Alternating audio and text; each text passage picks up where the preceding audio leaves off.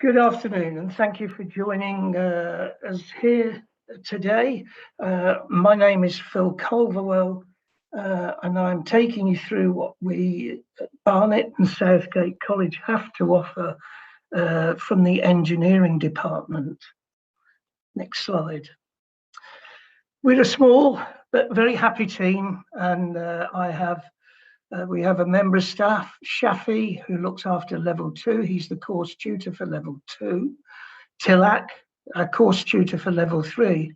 And myself, the curriculum manager, looking after engineering. Next slide, please. What do we have to offer you? Well, at present, the offer we have at Southgate is a level 2 extended certificate in engineering, and that and you are required to get onto that course if you wish to get on it, at least 4 GCSEs with a pass rate between 3 and 9. It's much better if your maths is quite good, and obviously your maths would need to be amongst those. Science is also a good thing to have to get into engineering. The other course we have to offer is the extended diploma level 3, which in actual fact is a 2-year course. And if you wish to get onto that course, you can enroll it with, you'll need 5 GCSEs with a pass rate between 4 and 9. Again, maths, English and science. A level 2 in engineering with merits and above would also assist you to get onto that course. Could I have the next slide, please? It is my intention to go through today, taking you through the process of what you will go through between you applying for a course and your induction program, and to the day that hopefully in a few years' time you achieve and you leave the college to go on to further education or maybe another direction. Next slide, please. Next slide, sorry. BTech Courses, the intent and impact. The intent. This is how we've actually designed our courses, to work closely with you in order for you to achieve the best possible outcome. Impact. This is the impact of your chosen course may have on you, determining which direction you may wish to follow after being successful. All of the courses are designed with practical elements. These aren't hand-on courses as in such things as turning and lathe work. They're more electronics at present at this college. The course is ideal obviously for students going through to a university, an apprenticeship, an employment, and it is there for people who like problem solving and are creative thinkers. Next slide, please. The extended certificate in engineering level 2 course comprises of 8 units with assignments to each unit, which you'll be given the opportunity of gaining a pass, a merit, or distinction. The other 2 units are exam-based, of which what we try to do is we sit the exam in the January, and if we have a problem of not being able to pass it, you can retake that and sit it again the following June. Next slide, please. The extended certificate consists of the modules that you see there.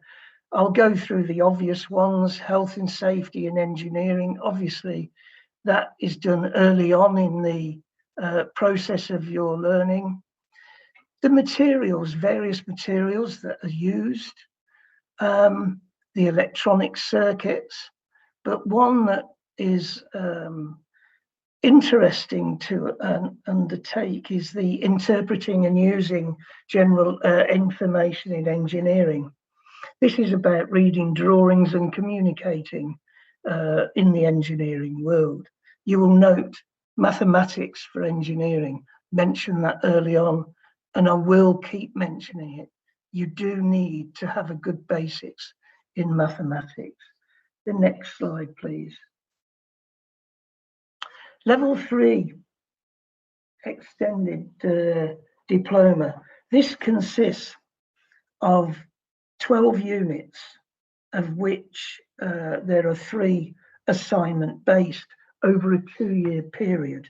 So there are 15 units altogether, again assignment based, and the assignments give you a chance of increasing your marks with merits and distinctions to get you towards the university. Exactly the same principle applies in so much as we take the exams in the January, and if need be, and you haven't successfully got through one of them or 2, you can retake again later on in the year in June.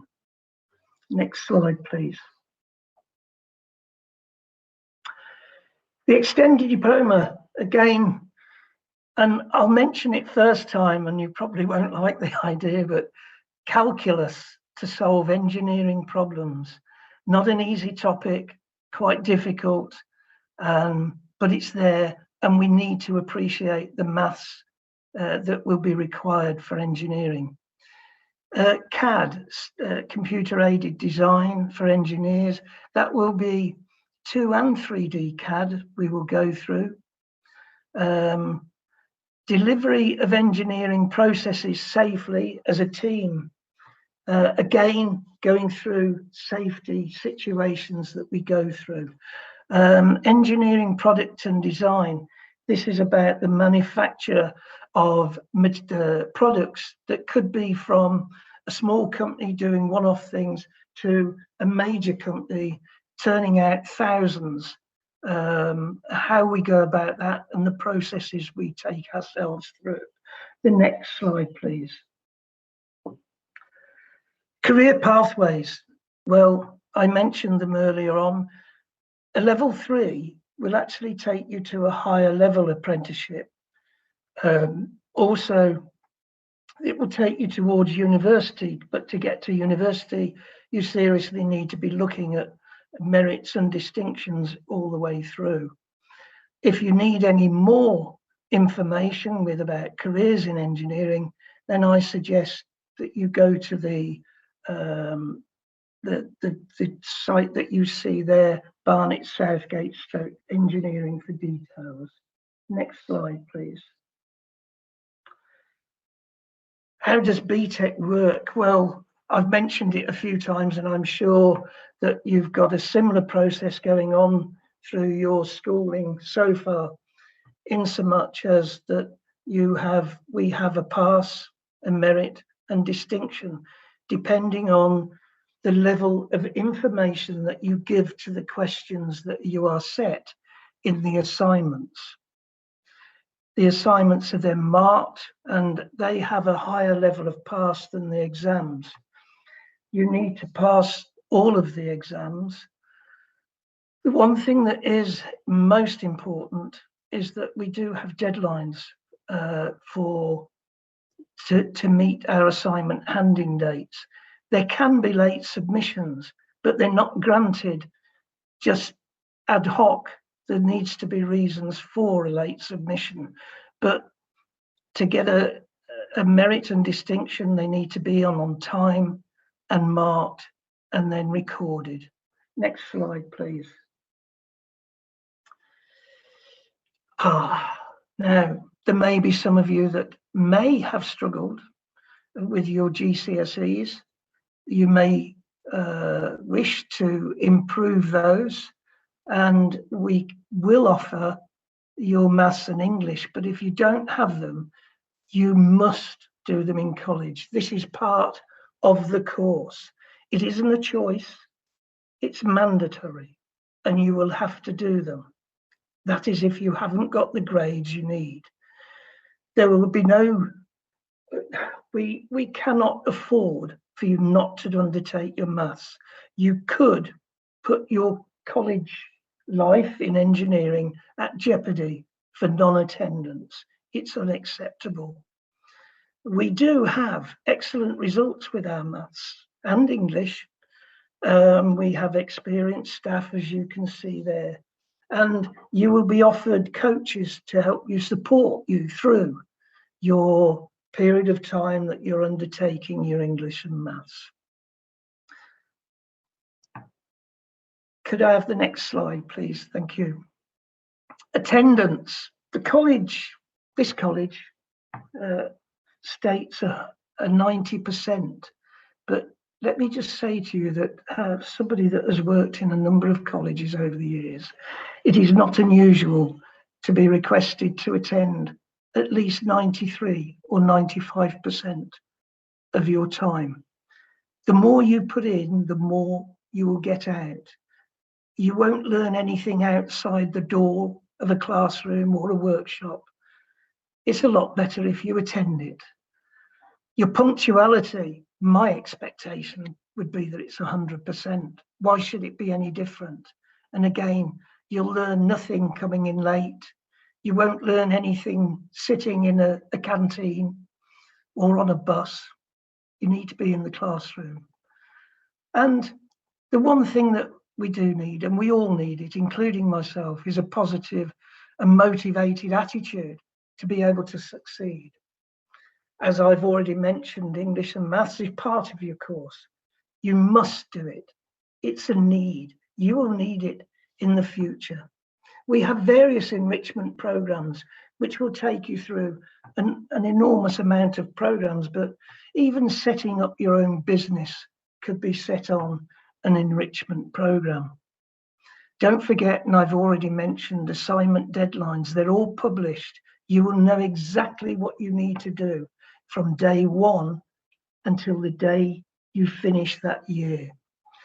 Work placements are mandatory, and in case anybody just wishes to ask, because I've just realized I meant to write this down. I can't remember the exact hours, but I'm sure somebody in the team will help me with that when the time comes. But work placements are mandatory with this course. Next slide, please. Right, if you wish to get in touch, then my email address is there, phil.culverwell@barnettsouthgate.ac.uk. And if you've got any questions, which I'm sure some of you have already done so, then I'm more than willing to attempt to answer them if I've got the answers. Thank you. Okay. So, ladies and gentlemen, please feel free to ask any questions in the Q&A box. We can go through some frequently asked questions as well whilst we're waiting. So one of them is, so when can we apply to an engineering course? Right. It is best, in our opinion, that you put your application in as soon as you are able, straight away. As an application will be put in and we will look at it. It is providing that you have what is required, an answer, you will get an answer fairly quickly with regards to whether we would take you or not. Yeah. So that's applied straight away, pretty much. Apply straight away, yes, please, sorry. Yeah. Another Q&A. So how many years would it take to complete the level 2 and 3 course? So the whole study package, yeah. A whole study package from level 2 to the end of level 3 would take you 3 academic years. Yeah. So you do your level 2 in 1 year, re-enroll and we enroll you back onto a level 3, and that's 2 years then to complete. So 3 years in total. Yeah. Oh, another question that comes up quite frequently is about work experience. Good. So how does the college help students provide them with work placements or help them find work placements? There will be a list of companies within the college that we have dealt with in the past, apprentices, maybe with some of them. Those lists would be made available to you. And from my own experience, it is best that the application is made from the student to the company and not expect the college to undertake that for you, showing that you're able then to make an application yourself. Yeah. One question. Yes. Sorry, go on. No, you carry on. We have one question. Do many of our students progress to university? We have this year. My understanding is that we've got 22 students progressing to Hertfordshire University at present, and I believe the same number was for last year. Great. What I will say, I don't know if there's any questions coming in, but what I will say to anyone, I'm a great advocate of apprenticeships. I know that may be difficult at the time, but it's quite a fact that between you starting an apprenticeship, if you can get one, and the time that you finish, you'd probably have some earnings over the years, spanning 3 or 4 years, of approximately £50,000 as an income over that period of time. And if you went to university, you'd be spending the money that you need to pay back. I'm not suggesting you don't go to university. All I'm saying is that there is two ways and lines of going somewhere. Yeah. We've got one question here from Mark. Do I have to buy anything to attend the course? Mark, I'm going to stand here and be perfectly honest with you. I have just taken over as the manager of at Barnet and Southgate. I do have a vast career going behind me. Normally, one doesn't have to purchase anything apart from the usual things that you would need at college, books, etc. But there is, and your normal things for writing with and following up.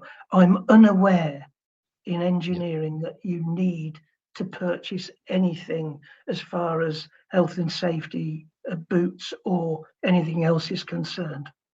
Okay. Sorry if that's not the answer you're after, Mark, but we can find out and we'll follow up. Is a BTech equivalent to A-levels? Remember what they're equivalent to now. They are equivalent to a number of A-levels, and my apologies for not being able to answer that correctly, but they will, providing you get the right results, they will enable you to forge your career into university. That's probably not the answer you want, but it's the best I could give at present. Sorry. How much of the lessons are currently virtual, and how much are in person? Right. At present, we're going through the same process as possibly some schools. Our classes, some of them have groups of 18 to 20 in them. That being the case, then they are split into two. There are 50% will be virtual, and the and the other 50% will be in attendance. So 1 week you would be away from college, and the following week you'd be in, and vice versa. If you were in, you'd be away. So it's on a 50-50 basis at present. That's unless, and I put the caveat on it, that's unless we have a member of staff that for health reasons is remaining at home until such time as they can come in. Then theirs is 100% away. But in general terms, majority of our groups are back in to college. Great. There's one question from Anthony. Are there many practical elements to the course? The practical elements, which I did mention earlier, I alluded to, are the electronics units, and there are probably 4 electronics units at level 3. There are no practicals with regards to hard engineering. That means the manufacture of. We're not manufacturing based. The courses we do, they're BTech, and so therefore everything is with electronics or written work. You won't find a workshop with a lathe in and is greasy and dirty, and I don't mean that rudely, it's just not there. We don't do those sort of courses at present. Right. With one question from Daniel, who can I talk to about my application? I don't believe Daniel's had a response with regards to his application for a course. Phil.Culverwell. Myself, my understanding is, and I'm sorry that he's not had a response, my understanding is that any that have come in, I have given permission for them to be accepted depending on the outcome of their results from their GCSEs. So I'm surprised one hasn't had a reply. Can I just step in there? My name's Mark. I'm from the marketing department, and I know quite a bit about the admissions process. And Daniel, if you have, please be patient, because we're this point in the year, and you won't be starting until September. There is a sort of college cycle to be sort of gone through, so you possibly won't hear anything for a couple of weeks. But don't worry, we will be in touch with you to talk about interviews and stuff like that. It'll probably be an online interview this year, but don't worry, we will be in touch. And as Phil said, you will be given an offer, and as long as you meet your exam requirements and your exam grades, then you'll get a place on the course. But please don't worry at this point in the year, but do keep coming back to us. Right. Thanks, Mark. Thanks, Mark. Okay, any last questions, please pop them into the Q&A box. If you would like to ask a question privately to Phil, I'll put the email in the chat box now. We'll contact everyone here with